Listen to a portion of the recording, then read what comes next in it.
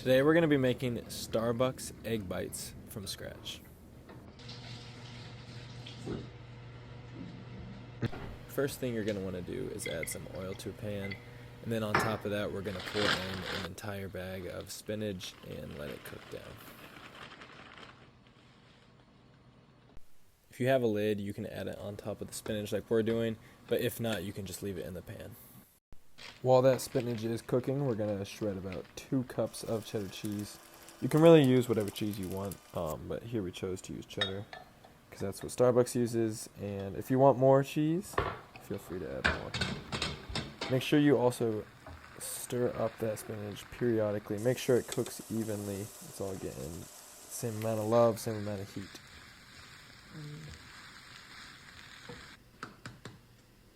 After that, we're going to crack 12 eggs into a bowl. And then we're going to add some cottage cheese to that after the fact. And season it to your liking with both salt and pepper, or salt or just pepper, whatever you want. Then we're going to blend it and make sure it gets all strung together. You could really just use a whisk if you need to here, but if you have a blender, it'll definitely make it go by a little bit easier. Then we're going to take that spinach out and start chopping it up so we can add it to the pan.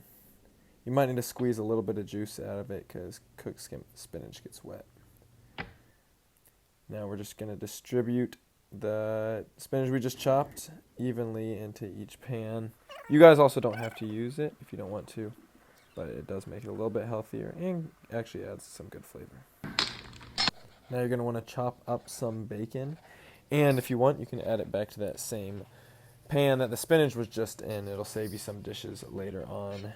Let it simmer on high heat. It's probably going to take about 15 minutes to cook. Make sure you stir periodically. Turn the oven on to 300 so it's heated by the time we're ready.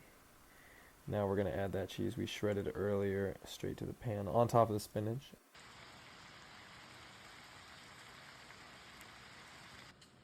Now we got the bacon cooked. You guys are going to want to get a plate with a paper towel or something on top. It'll help reduce some of that grease. And we're just going to spoon it straight onto there and then pat it down in a second. Hello. After we get it all patted down, we're going to do the same thing we did with the cheese. Just spread it out evenly amongst the pan. And now we can start to add that egg mixture we made earlier. If you need to, grab a spoon, make sure all the ingredients are spread evenly. It'll help make sure it gets an even cook throughout.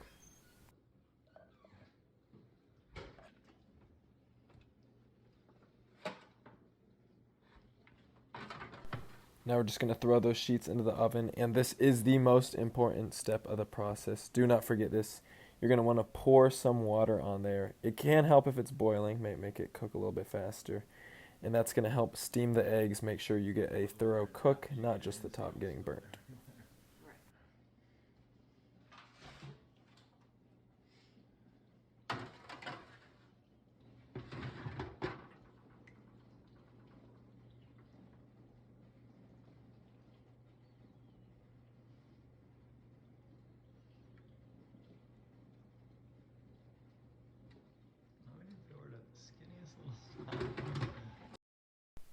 And then we're going to leave them in there for about 25 minutes. Might need a little bit longer, but we can check at the end. Alright, so now that they're done, we are going to check them. Very similar to what you do with a muffin or a cake. Just stick a knife in there, see if anything sticks to it. If it does, then you might want to put them in for 2 or 3 more minutes. If not, like ours, you're ready to go. Make sure you are careful here, though, because you are going to have that scalding hot water in the middle. You want to make sure that does not spill on you. That is not going to feel good. You can see me at the end, give it a bite. Put a little bit of sriracha on there, man. Now all we have left is easily surround it with a knife, like you can see us doing. And they should pop right out if you spray down those muffin sheets.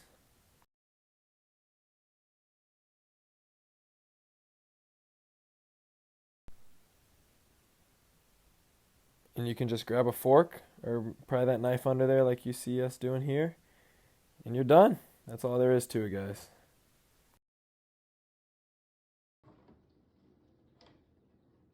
You can do what I did, throw a little bit of sriracha on there, man. This is a perfect breakfast recipe. You can save them in the freezer. You can see it gets the Lucas seal of approval.